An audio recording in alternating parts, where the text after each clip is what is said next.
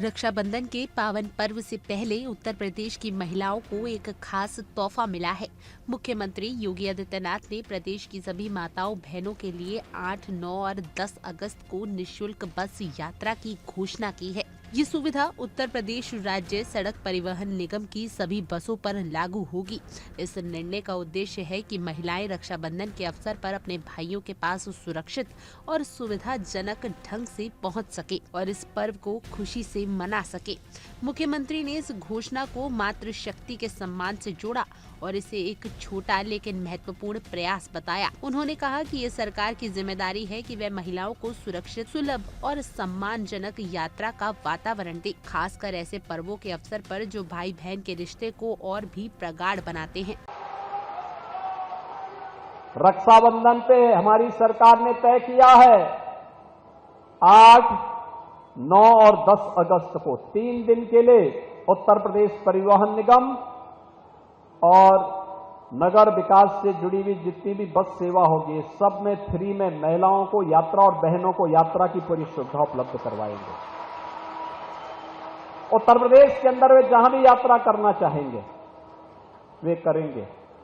और यही नहीं, जन्माष्टमी के दिन हर थाना, हर पुलिस लाइन में भी श्री कृष्ण जन्मोत्सव के आयोजन भव्यता के साथ संपन्न होंगे।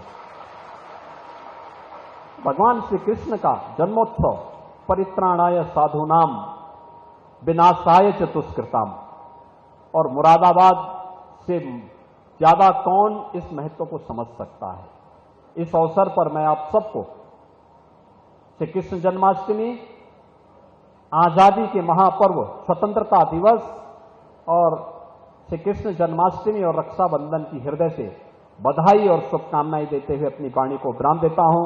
धन्यवाद। जय हिंद। ये घोषणा उन्होंने एक जनसभा के दौरान की, जहां उन्होंने अपने संबोधन में विपक्ष, खासकर समाजवादी पार्टी पर तीखा प्रहार भी किया।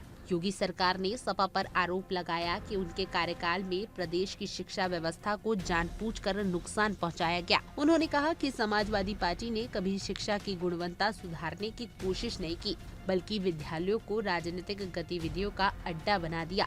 मुख्यमंत्री ने दावा किया कि भाजपा सरकार ने जहां बच्चों को संस्कार और मूल्य आधारित शिक्षा देने पर जोर दिया, वहीं सपा में भाई भतीजावाद और जातिवाद के जरिए शिक्षक भर्ती जैसे गंभीर मामलों को गड़बड़ियों से भर दिया गया था। उन्होंने ये भी स्पष्ट किया कि भाजपा सरकार ने शिक्षक भर्ती प्रक्रिया में पारदर्शिता सुनिश्चित की है और योग्यता को ही नियुक्तियों का आधार बनाया है। अपने संबोधन में सीएम योगी ने ये भी कहा कि समाजवादी पार्टी के शासनकाल में उत्तर प्रदेश अराजकता और माफियाओं का अड्डा बन चुका था। हर जिले में कोई न कोई माफिया सक्रिय था, जिससे आम जनता का जीवन अस्त व्यस्त हो गया था। उन्होंने कहा कि आज प्रदेश की कानून व्यवस्था में व्यापक सुधार हुआ है।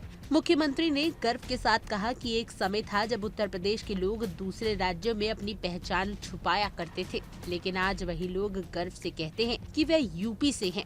उन्होंने इसे डबल इंजन की सरकार की सुशासन नीति का नतीजा बताया और दावा किया कि ये बदलाव सिर्फ कानून व्यवस्था में नहीं, बल्कि सोच और समाज में भी आया है। अंत में उन्होंने भाजपा और सपा के विचारधाराओं के भीतर अंतर को रेखांकित किया। उनका कहना था कि भाजपा जहां सेवा, सुरक्षा और शिक्षा को प्राथमिकता देती है, वही समाजवादी पार्टी जातिवाद, परिवारवाद और अराजकता को बढ़ावा देती है। योगी आदित्यनाथ का ये बयान राजनीतिक रूप से भी एक अहम संकेत है कि 2027 की तैयारी अभी से शुरू हो चुकी है। मुख्यमंत्री के इस भाषण और निर्णय के जरिए एक और जहां महिलाओं को रक्षाबंधन पर बड़ी राहत मिली है, वहीं दूसरी ओर एक बार फिर प्रदेश की राजनीति में सत्ता पक्ष और विपक्ष के बीच वैचारिक टकराव खुलकर सामने आ गया है। ये तय है कि आने वाले दिनों में इस फैसले का सामाजिक और राजनीतिक असर दूरगामी होगा। Bureau report, India daily.